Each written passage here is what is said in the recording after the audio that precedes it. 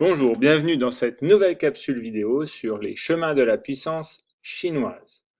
Chapitre 7, thème numéro 3 d'histoire. Donc nous allons d'abord commencer par aborder les notions importantes de ce chapitre. Et d'abord, le communisme. Le communisme est une idéologie qui vise à la disparition des classes sociales dans une société.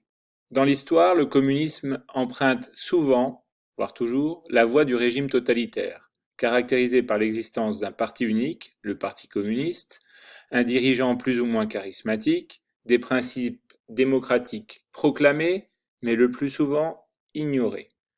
Dans le domaine économique, le communisme se matérialise donc par ce que l'on appelle le socialisme.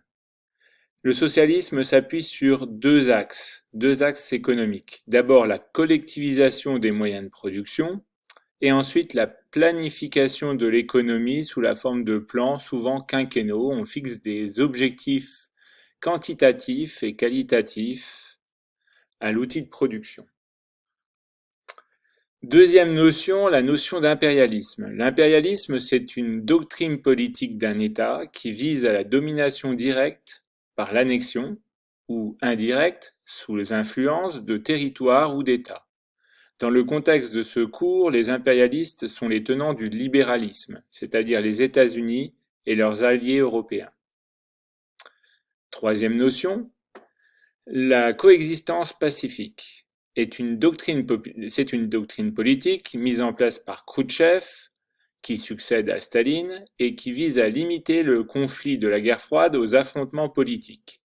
Elle s'explique par la course aux armements et l'équilibre de la terreur qui en découle, mais aussi par le décès de Staline le 5 mars 1953, qui lève une hypothèque sur une guerre mondiale nucléaire.